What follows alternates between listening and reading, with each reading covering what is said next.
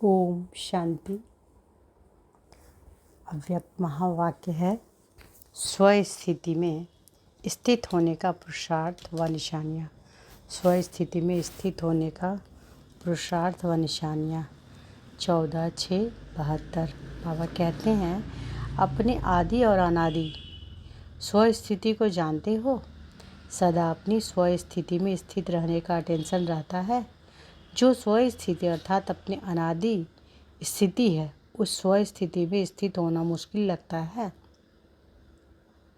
बाबा कहते हैं कि जो स्वस्थिति अर्थात अपने अनादि स्थिति है, उस स्वस्थिति में स्थित होना मुश्किल लगता है। और स्थिति में स्थित होना मुश्किल हो भी सकता है, लेकिन स्वस्थिति में स्थित होना तो स्वतः ही और सरल है ना। तो बाबा क्या कहते हैं कि और स्थिति में स्थित होना मुश्किल हो भी सकता है, लेकिन स्वस्थिति में स्थित होना तो स्वतः ही और सरल है ना। स्वस्थिति में सदा स्थित रहे, इसके लिए मुख्य 4 बातें आवश्यक है। अगर वह चारों ही बातें सदैव कायम है तो स्वस्थिति सदा रहती है। अगर चारों में से कोई की भी कमी है तो स्वस्थिति में भी कम स्थित हो सकता है। स्वस्थिति का जो वर्णन करते हो उसको सामने रखते हुए फिर सोचो कि कौन सी 4 बातें सदा साथ होनी चाहिए। स्वस्थिति के लक्षण क्या होते हैं? जो भी बाप के गुण हैं उन गुणों का स्वरूप होना, इसको कहते हैं स्वस्थिति व अनादि स्थिति। जो भी बाप के गुण हैं उन गुणों का स्वरूप होना, इसको कहते हैं स्वस्थिति व अनादि स्थिति। तो ऐसी स्थिति सदा के लिए, उसके लिए 4 बातें कौन सी आवश्यकता है? स्मृति में आता है कि जिन 4 बातों में होने से अनादि अर्थात ऑटोमेटिकली रहती है। सुख, शांति, आनंद, प्रेम की स्थिति स्वतः ही रहती है। पहले यह सोचो कि अनादि स्थिति से मध्य की स्थिति में आते ही क्यों हो? इसका कारण क्या है? देह अभिमान। देह अभिमान में आने से क्या होता है? देह अभिमान में आने का कारण क्या होते हैं? परिस्थिति। सहज और स्वस्थिति मुश्किल क्यों लगती है? देह भी तो स्व से अलग है ना। तो देह में सहज स्थित हो जाते हो और स्व में स्थिति नहीं होते हो। कारण वैसे भी देखो तो सदा सुख व शांति में जीवन तब बन सकती है जब जीवन में 4 बातें हों।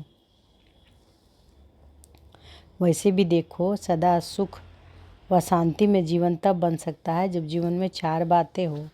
वह 4 बातें हेल्थ, वेल्थ, हैप्पी और होली। अगर यह 4 बातें सदा कायम रहे तो दुख और अशांति कभी भी जीवन में अनुभव ना करे। ऐसी स्वस्थिति का स्वरूप भी है सदा सुख, शांति, आनंद, प्रेम स्वरूप में स्थित रहना। तो स्वस्थिति से भी विस्मृति में आते हो, इसका मुख्य कारण क्या है? तो स्वस्थिति से भी विस्मृति में आते, इसका मुख्य कारण क्या होता है? हेल्थ की कमी व वेल्थ की बाबा क्या कह रहे हैं कि तो स्वस्थिति से में भी विस्मृति में आ, तो इसका मुख्य कारण क्या होता है? वेल्थ की कमी व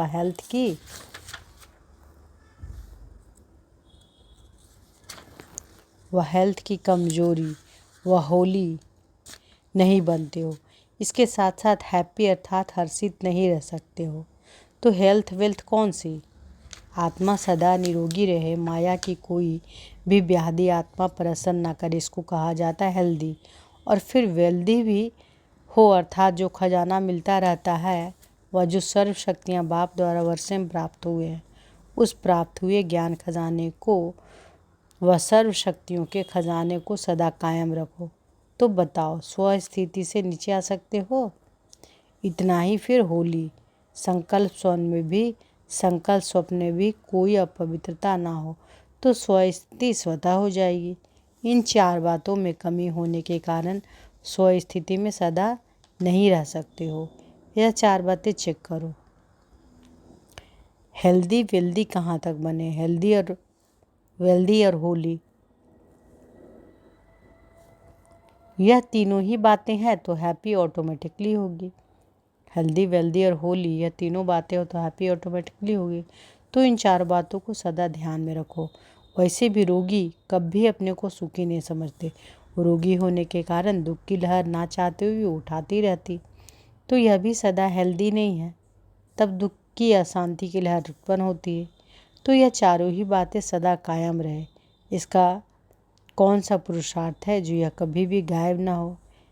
इसके लिए सहज पुरुषार्थ सुनाओ तो सभी कर सके। जरा भी मुश्किल बात होती है तो कर नहीं पाते हो। सहज चाहते हो ना, क्योंकि आत्मा में आदि देवता धर्म के संस्कार होने के कारण आधा कल बहुत सहज सुखों में रहते हो, कोई मेहनत नहीं करते हो। तो वह आधे कल्प के संस्कार आत्मा में होने के कारण कोई भी मुश्किल बात होती है तो वह कर नहीं पाते हो। सदा सहज की इच्छा रहती है, तो वह सहज पुरुषार्थ कौन सा है? याद ही भी सहज कैसे हो? याद सहज और सदा रहे और हेल्दी हैप्पी होली भी कायम रहे। इसका पुरुषार्थ सुनाओ। चारों ही बातें सदा साथ साथ रहे। चारों ही बातें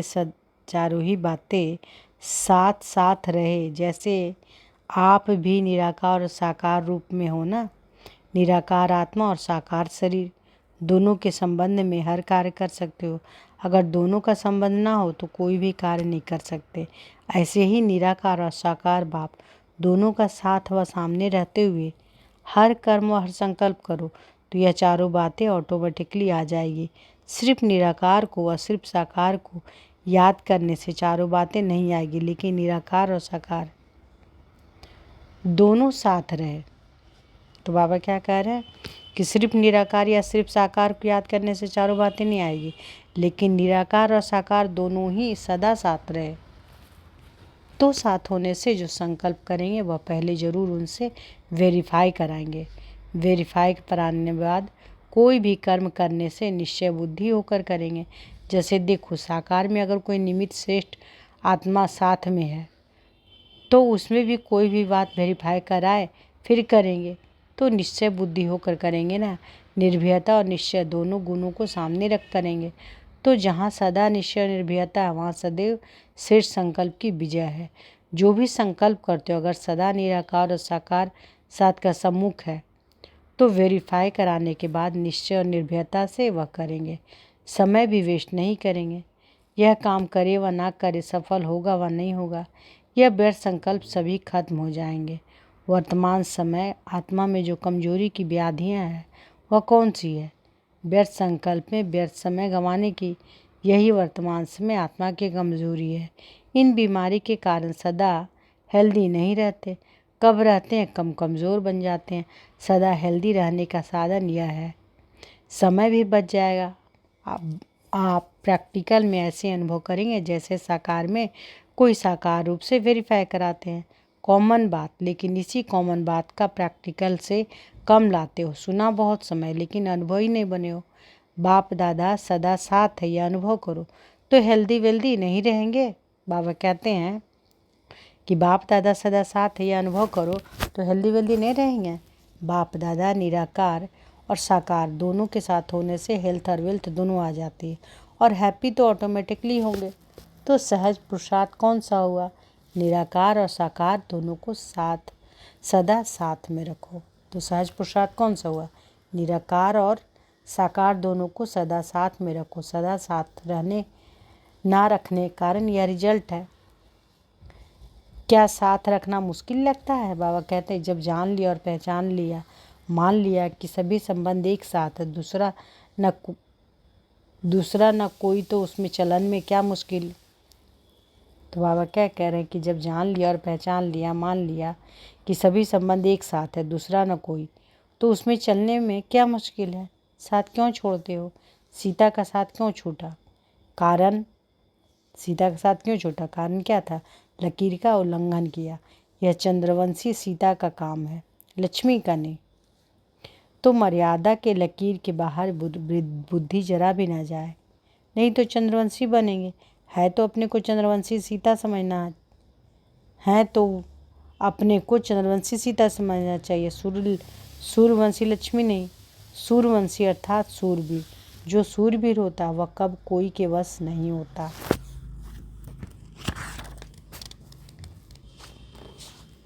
जो सूरवीर होता है वह कोई के वश में नहीं होता। तो सदा साथ रखने के लिए अपने को मर्यादा की लकीर के अंदर रखो। लकीर से बाहर ना निकलो। बाहर निकलते हो तो फकीर बन जाते हो। फिर मांगते रहते हो या मदद मिले या सॉल्यूशन मिले, तो यह भी हो सकता है। मांगता हुआ है ना। फ़कीर बनने का अर्थ है हेल्थ वेल्थ गंवा देते हो, इसलिए फ़कीर बन जाते हो। तो ना लकीर को पार करो ना फ़कीर बनो। लकीर के अंदर रहने से माया जीत बन सकते हो। लकीर को पार करने से माया से हार खा लेते हो। इसलिए सदा हेल्दी, वेल्दी, हैप्पी और होली बनो। चेक करो कि इन चारों में से आज किस बात की कमी है। आज हेल्थ ठीक है, वेल्थ है, हैप्पी है, होली है। ना है तो क्यों? उस रोग को जानकर फ़ौरन ही उसकी दवाई करो। और तो सभी प्रकार की दवाई मिल चुकी है, सभी प्राप्तियां हैं, तो सभी प्राप्ति होते भी समय पर क्यों नहीं कर पाते? समय के बाद स्मृति में क्यों आते हैं? यह कमज़ोरी है जो समय पर काम नहीं करते। समय के बाद भी करते हो तो समय तो बीत जाता है ना। समय पर सभी स्मृति रहे, उसके लिए अपनी बुद्धि इतनी विशाल व नॉलेजफुल नहीं बनी है, तो फिर कोई सहारा चाहता है। वह सहारा सदा साथ रखो, तब कब हार नहीं होगी। तो कभी अपने को रोगी ना बनाना। जरा भी किसी प्रकार का रोग प्रवेश हो गया तो एक व्याधि फिर अनेक व्याधियों को लाती है। एक को ही खत्म कर दिया तो अनेक आएंगी नहीं। एक में अलबेले रहते हो, हल्की बात समझते हो, लेकिन वर्तमान समय के प्रमाण हल्की व्याधि भी बड़ी व्याधि है। इसलिए हल्के को भी बड़ा समझ वहाँ ही ख़त्म कर दो और आत्मा कब निर्बल नहीं होगी, हेल्दी रहेगी। साकार में भी सदा साथ रहने के अनुभवी हो। अकेले रहना पसंद नहीं करते हो। जब संस्कार ही साथ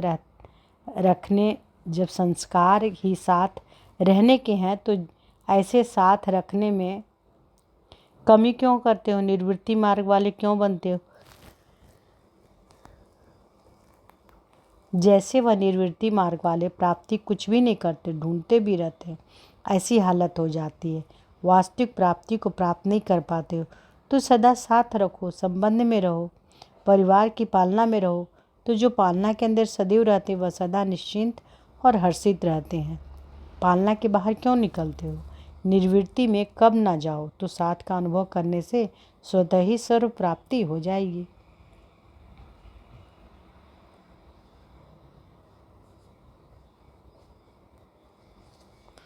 बाबा कहते हैं सन्यासियों को इतना ठोकते और स्वयं सन्यासी बन जाते हो। सन्यासियों को कहते हो ना कि भिखारी है, इन मांगने वालों से हम अच्छे हैं। शुरू का गीत है ना, मेहनत उनसे बेहतर।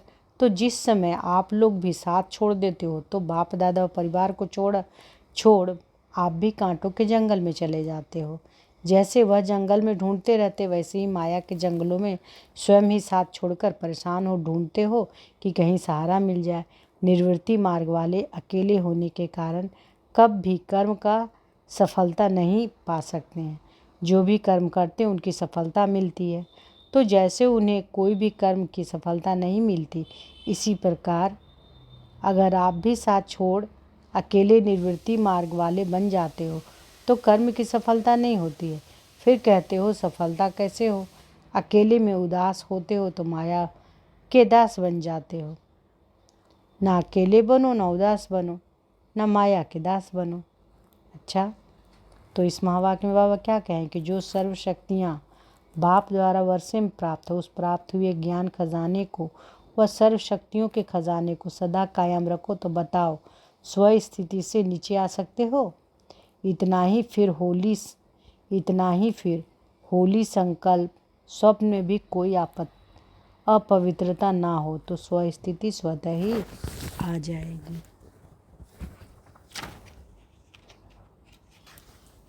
अच्छा, ओम शांति।